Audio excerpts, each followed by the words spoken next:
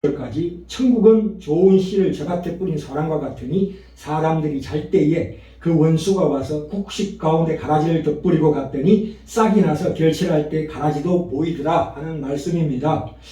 우리가 이 비유를 가지고 지금 우리 장소적인 조직교회 안에 가라지도 있으니까 그 완벽한 교회를 기대하지 말고 그 가라지가 있는 것을 감수해야 된다는 대로 우리가 확대 해석하지만 이것은 2차적인 문제입니다.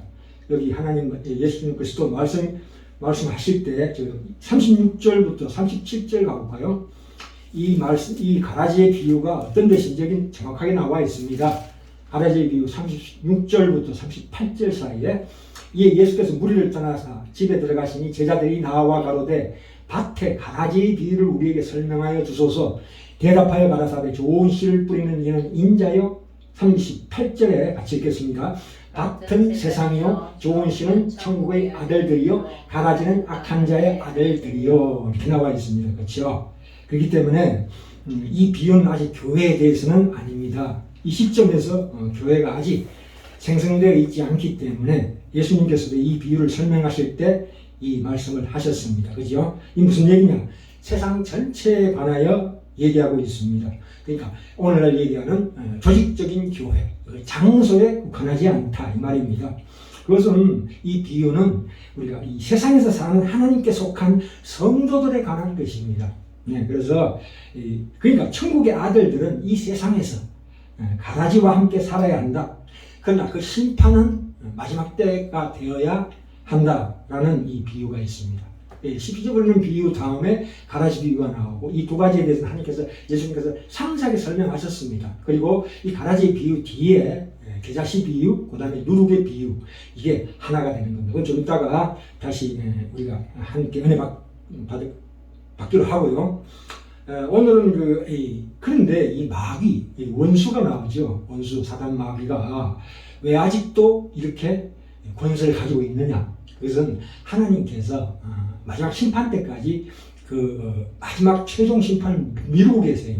이미 예수 십자가 부활로 말미암아 마귀는 멸망했습니다만은 그 힘을 어느 정도 하나님께서 허용하십니다. 왜냐하면 그 우리를 훈련시키는 도구로 사용하시는 거예요. 그죠? 그래서 근데 이 사단은 참으로 강교하고 교활하고 우리보다 인간보다 훨씬 뛰어난 존재임에도 불구하고 참으로 어리석은 것이 뭐냐면 자기에게 아무런 소망이 없다는 사실 아직도 모르고 있어요. 우리가 죽을 때까지 불신자, 완악한 자들은 하나님을 영접하지 않죠. 본인이 소망이 전혀 없는데도 불구하고 소망이 있는 것 같이 생각하는 그런 무지한 마음으로 때문에 사단이 그렇다 이 말입니다. 그죠? 똑같아요. 그죠? 이것이 오늘날도 계속되고 있습니다. 이 사탄의 권세에서. 근데 이제 사탄의 최고의 대적자는 누구냐면 하나님입니다. 하나님의 사역을 방해하는데 하나님의 사역의 가장 큰 것은 교회예요. 교회. 하나님 만드신 가장 귀한 피조물은 교회. 그러니까 교회라는 건 뭐냐? 그리스도의 몸이다 이거예요. 그리스도 몸으로 우리 모든 예수 믿는 모든 지체의 연합을 교회라고 그러잖아요. 그죠? 그래서 데살로니가 후서 2장 8절부터 10절에 그때 불법한 자가 나타나리니 즉 악한 자, 원수 마귀입니다. 주 예수께서 그 입의 기운으로 저를 죽이시고 강림하여 나타나심으로 패하시리라. 악한 자의 임함은 사단의 역사를 따라 모든 능력과 표적과 거짓 기적과 불의의 모든 속임으로 멸망하는 자들에게 임하리니 이렇게 나옵니다. 멸망하는 자가 누굴까요? 가라지예요. 그죠? 이는 저희가 진리의 사랑을 받지 아니하여 구원함을 얻지 못함이니라 이렇게 나와 있습니다. 그죠? 성경 어디에나 이 말씀은 다 나와 있습니다. 디모데전서 4장 1절부터 2절에도 미혹해 하는 영과 귀신의 가르침과 자기 양심이 화인 맞아서 외식함으로 거짓말하는 자들이라고 나옵니다.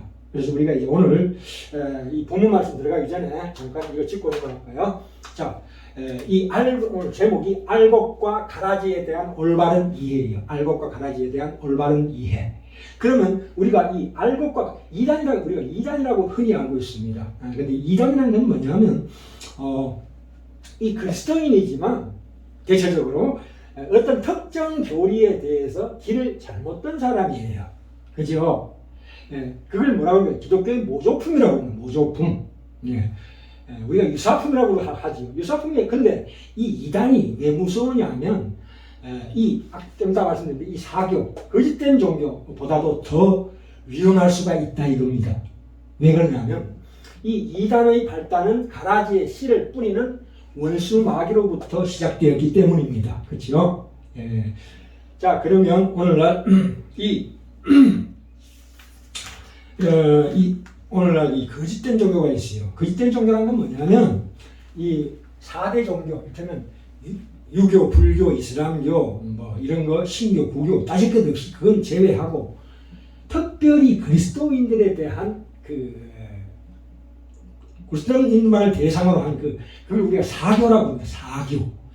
간사한 종교다 이 말입니다. 그래서 겉만 뻔들어라고 내용이 전혀 없다 이거예요. 뭐가 겉만 뻔들어하다고요? 분명히 거기서는 기독교적인 용어와 수술을 사용하지만 명백히 기독교가 아닌 사교다 이 뜻입니다. 여기에는 특별히 우리 죄송합니다. 그러니까 이 사단 마귀의 강교한 유혹에 넘어가는 그런 단체들을 얘기하는 겁니다. 쉽게 얘기해서 우리 크찬 사이언스라고 있어요. 즉 건강과 과학이라는 그 잡지를 통해서 사람들에게 이렇게 많이 전파되어 있습니다. 이 기독교인인 것처럼 보면 기독교가 전혀 아닙니다. 그리고 이 호스피스 운동의 선구자 엘리자베스 퀴블러 로스라는 사람이 있어요. 호스피스 운동 아시죠? 그 선구자. 이 사람이 무슨 말을 하냐면 근사체험, 임사체험이라고 그래요. 한번 그러니까 일시적인 죽음의 체험을 하고 난 사람의 그 정연을 들어서 그것을 말기암 환자들에게 그걸 통해서 그 마음의 위로와 평안을 준다 이 뜻입니다. 이 마귀가 광명의 천사로 나타나게 하는 강신술입니다. 강신술. 사단을 부르는 의식입니다. 그것은. 그렇죠. 그래서 이것이 TBS의 죽음의 서라는 거 내용하고 비슷합니다. 이렇게 돼서 이런 이 호스피스 운동을 일으킨 엘리자베스 퀴블러 로스라는 사람, 그리고 그 다음에 우리가 잘 아다시피 여호와의 증인이 여기에 속합니다. 여호와의 증인. 비록 성경을 얘기하고 있지만 그 성경이 아닙니다. 그들이 가지고 있는 성경은 올바른 성경이 아니에요. 이 때문에 분명히 사악한 사교입니다. 그 다음에 통일교도 원리강론 이런 거 있어요. 성경 봐도 원리강론 문선명이가 지은 거 그거. 그 다음에 몰몬교, 제7일 안식일 이런 것들, 그죠? 그러니까 이게 뭐냐면 신념의 과학입니다. 기독교적인 용어를 사용하는 경향이 있지만 성경의 기초로 해석한 기독교와 전혀 관계가 없습니다. 그러니까 그리스도인들이 받는 어떤 그 신비한 체험들을 통해서 그리스도인이 되지 못하게 만드는 그걸 싹 바꿔버리는 거예요. 그런 체험을 통해서 싹 신비주의로 바꿔가지고 기독교 진정한 그리스도인이 되지 못하게 만드는 것들이 바로 이 사교입니다. 그죠? 이게 동양 철학하고 혼합되어 있는 뭐 요가 철학이라든가, 그죠? 이런 것들, 그러니까 하나님의 사역을 그대로 모방하는 자들. 우리 눈을 보면 압니다. 이거는 마치 기독교인처럼 보입니다. 기독교 용어와 전문수를 사용하지만 그것이 신약 성경이나 성경 속에 있는 의미와 뜻과 전혀 다릅니다.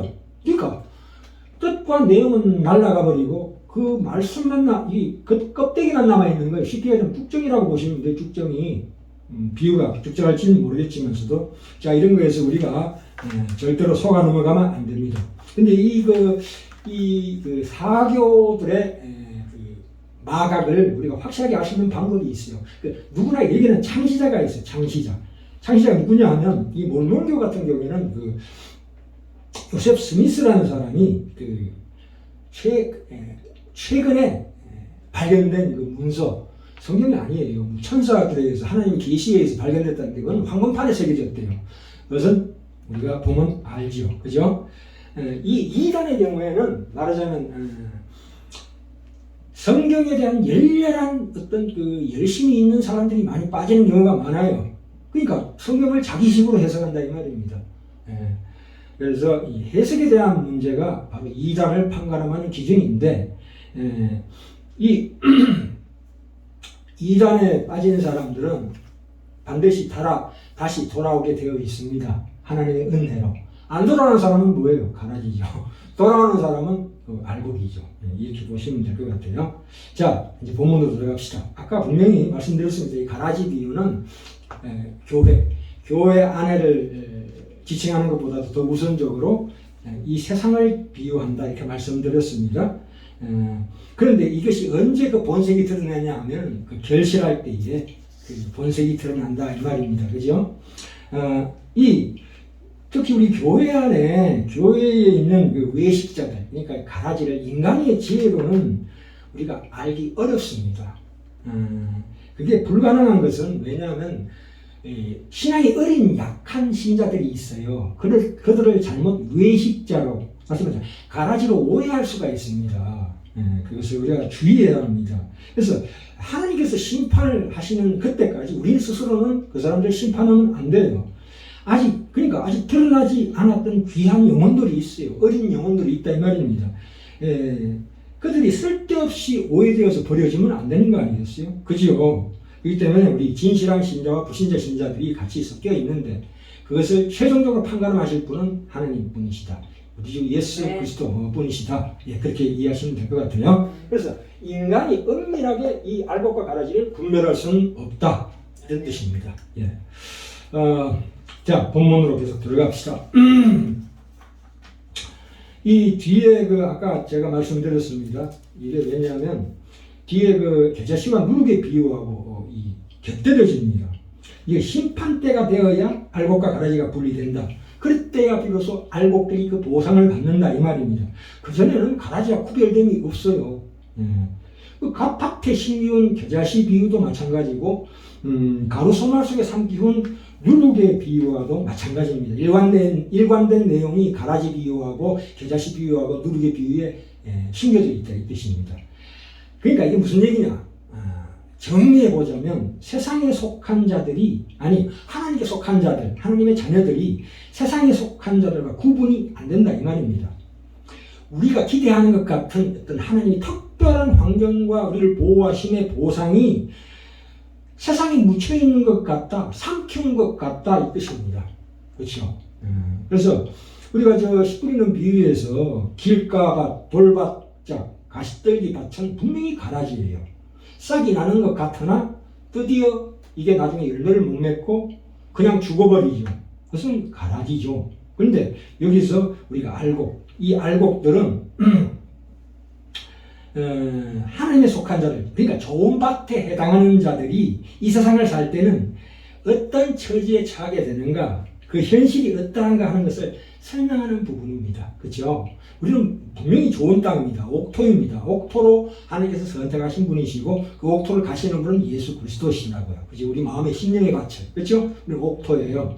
근데 우리는 그래서 30배, 60배, 100배의 결실을 하고 있지만 세상 속에 묻혀있기 때문에 세상적인 시각으로 볼 때는 우리가 다르다는 것이 전혀 드러나지 않는다 이거예요. 그렇죠? 우리 예수 믿고 난 다음에 금방 예수 믿은 표가 알곡과 가라지가 다르게, 아까도 말씀드렸지만 환경과 조건이나 그 대우가 다르다는 거 생각하는 것은 잘못된 생각입니다. 그렇지 않습니다. 구별이 없습니다. 이 가라지 비유에서 또 좀 더 상세하게 마가복음 4장에 또 나와 있는데 4장으로 한번 넘어가 볼까요? 4장에 마가복음 4장 26절부터 29절까지 있습니다. 마가복음 4장 26절부터 29절 사이에 또 가라사대 하나님의 나라는 사람이 씨를 땅에 부린 것 같으니 제가 밤낮 자고 깨고 하는 중에 씨가 나서 자라되 그 어떻게 된 것을 알지 못하느니라 이렇게 나옵니다. 그 어떻게 된 것을 알지 못한다 이 말입니다. 땅이 스스로 열매를 맺되 처음에는 싹이요 그 다음에는 이삭이요 그 다음에는 이삭의 충실한 곡식이라. 그러니까 열매가 익으면 곧 낫을 대나니 이는 추수때가 이르렀습니다. 그때까지 놔둬라 이거예요. 어떻게 자라는지 모르니까, 그러니까 사람이 자라게 하지 않는 것입니다. 그렇죠? 하나님이 자라게 하심으로 자란다 이 말입니다. 아멘. 우리가 비록 세상에 삼키어 있고, 세상이라는 게 뭐예요? 여기서 땅입니다. 땅이 세상을 비유하고 있습니다. 그리고 가루서말이 뭡니까? 아까 말씀드린 대로 그 누룩 비유와 이 겨자씨 비유는 땅이 겨자씨를 삼켜버렸다 이거예요. 땅이 뭐예요? 세상이다 이거예요. 가루서말이 뭡니까? 그게 세상이다. 세상이 뭘 삼켰다? 누룩을 삼켰다. 이 누룩이라는 것은 참 이중적인 그 뜻이 있습니다. 전번에 안식일 개념을 정리할 때 그 말씀 드렸습니다만은 누룩이라는 것은 고린도전서 5장 6절에는 분명히 나쁜 것으로 나옵니다. 적은 누룩이 온 덩어리에 퍼진 것을 방지하라, 금지하라는 법인데 그거하고 여기서 말씀하는 그 누룩의 비유하고 약간 다릅니다. 여기서 말씀하는 누룩의 비유는 그냥 천국에서는 우리가 유교병을 먹습니다. 유교병이라는 게 뭐예요? 이게 그 빵에 누룩을 들어가면 그게 발효되는 좋은 음식이고 맛이 있습니다. 그 영원한 복락을 언제 누리느냐? 천국에 가서 누리는 거예요. 그때는 누룩이 좋은 역할을 하는 거지만 지금 우리가 구원의 과정 중에 있잖아요. 성화 과정 중에 있는 자들에게는 이것을 먹지 못한다 이거예요. 그러니까 안식일 첫날부터 7일 동안 무교병을 먹는다는 것은 누룩 없는 떡을 먹는다는 7일 동안은 그 금지식품이다. 이게 금지식품. 왜요? 천국 가서 먹을 거니까. 지금도 참아라 이거 참아라. 그래서 이 말씀이 비유로 감춰진 때가 오늘날의 시대예요. 말씀이 비유로 그러니까 하나님의 말씀이 그 권세를 감추고 세상 속에 들어왔다 이거예요. 세상으로 보기에는 아무 능력이 나타나지 않는 것처럼 보일지 모르지만 그게 바로 무교병이다 이거예요. 쉽게 얘기하면 참 7일간은 이 우리의 생명, 영혼의 생명을 간신히 유지할 수 있는 맛이 없는 떡이 뭐예요? 말씀이에요. 맛이 있습니까? 말씀이? 오늘날 기독교인들도 말씀을 맛있게 먹는 분이 극히 드물어요. 왜냐하면 세상적인 잣대로 보면 하나도 맛이 없어. 그러나 이게 바로 이 딱딱한 음식이 바로 우리 신자들의 성화의 가장 필수적인 영양 그 덩어리다 이거예요. 액기스다 이거예요. 네. 이게 없으면 이 신앙이 자라지 않습니다. 기껏 우리가 누군가의 간증을 듣고 그건 인스턴트 식품이죠. 간증이라는 것은 그런 걸 듣고 또 세상적인 잣대로 우리 기독교를 활용하고 저 사람들은 그냥 성공하지만 우리는 하나님의 말씀으로 성공한다. 이건 말이 안 되는 얘기예요. 그래서 우리는 항상 세상에 묻혀있는 듯이 보인다. 그래서 우리 예수 그리스도께서 성육신하셔서 그 진리와 비진리를 구분하고 계시는 거죠. 그리고 우리가 이 말씀을 따라가면서 우리가 살아야 된다 이 말입니다. 그죠? 네. 그러니까 우리라는 그 본질 속에 그 성장과 그 완성이 그 삼키는 것, 땅이나 가루소나리에서부터 영양분이 주어지지 않고 오직 그 뿌리는 하나님께로서만 생명의 내용과 성장하는 모든 필요한 것들을 공급받고 있다 이 뜻입니다.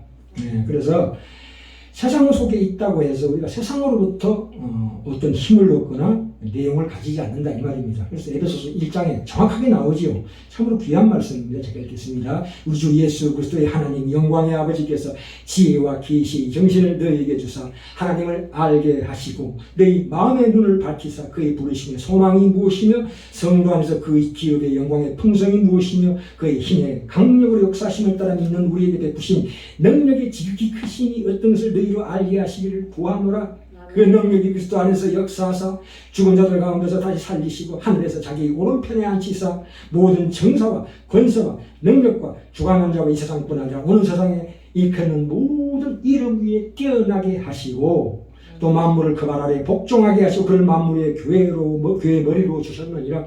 교회는 그의 몸이니 만물 안에서 만물을 충만케 하시는 자의 충만이니라. 에베소서 1장 17절부터 23절 사이에 있는 말씀입니다. 그죠?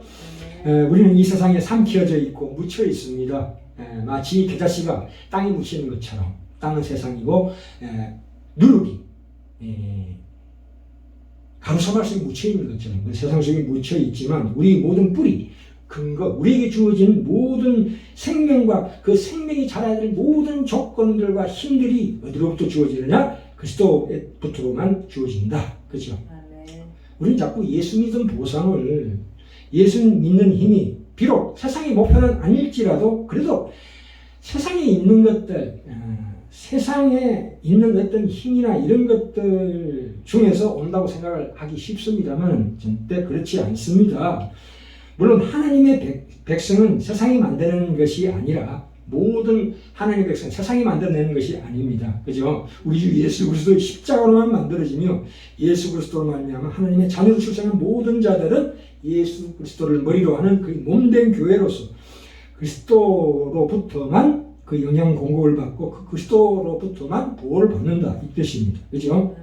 하나님께서 우리를 그의 자녀로 만들 뿐만 아니라 우리를 완성시키는 일에도 그리스도를 통하여 우리를 그 모든 필요한 것들을 우리 손을 거치지 않고 하나님께서 직접 다 완성하십니다. 그 말씀을 우리 로마서에서 확인했죠. 로마서 우리 전문 시간에 보셨죠. 로마서 8장 28절부터 30절까지 여기 하나님의 구원의 5단계라고 그래가지고 하나님이 하시는 구원의 5단계 하나님이 예지하시고 예정하시고 그 미리 정하신 그들을 부르시고 그들을 또한 의롭다 하시고 의롭다 하신 그들을 영화롭게 하셨느니라 칭의와 영화는 하나님께서 확정하셨다. 아멘. 그렇죠. 모든 것이 합력해서 이루어진다는 뜻이 그거예요. 그러나 그 사이에 칭의 속에 성화가 포함되게 그 성화는 우리 책임이다. 이 하나님의 진리의 말씀을 깨닫는 자 모두가 바로 이 사실을 깊이 명심해서 성화는 우리 책임이다. 그죠? 우리가 열심히 힘을 내어서 하나님의 말씀대로 우리가 살아야 될 책임을 가지고 있다 이 말입니다. 그죠? 우리가 그 마지막으로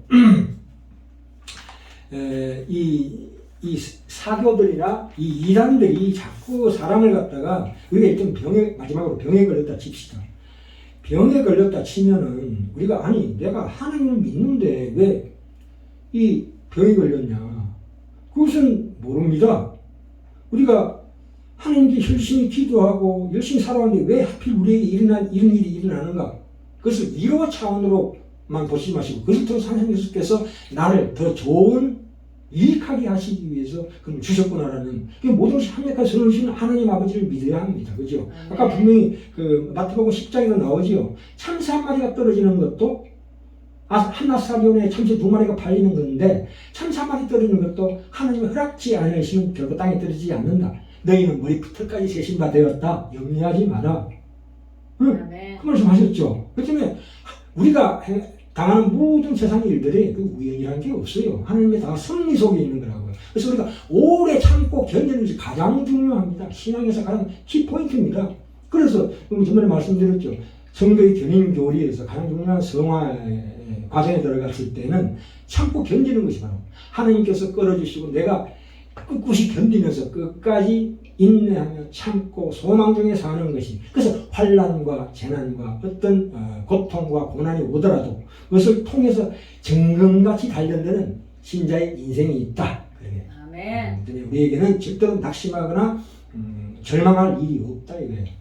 비록 지금 내가 내 생각 속에서 불안과 염려와 근심과 고통과 두려움이 있다 할지라도 그것을 믿지 말고 우리 주 예수 그리스도의 말씀을 믿고 특히 예수 그리스도의 마음을 본받아서 기도와 강구로 정말 내가 하나님 아버지 제 목숨을 하나님께 바치나이다 하는 그런 절절한 강구 기도 정도가 아니라 강구 예수 그리스도께서 그 돌아가실 때 참으로 눈물로 통곡으로 강구 드렸잖아요. 그런 마음으로 강구 드릴 때 비로소 우리 마음에 모든 지각에 뛰어난 하나님 평강이 너희 마음과 생각을 지키시리라는 하나님의 진정한 평강과 위로가 우리 마음속 심령 깊은 곳에 임한다 이 뜻입니다. 아멘. 그래서 우리 지난교회 성도님들 세상에서 당하는 모든 것들은 다 이유가 있습니다. 거기에 우리 불하지 말고 앞으로 바라보면서 우리 생활을 우리 책임으로 가지고 나아갈 때 하나님께서 그 우리를 넉넉한 구원의 완성으로 이끌으실 것을 확실하게 믿으시기 바랍니다.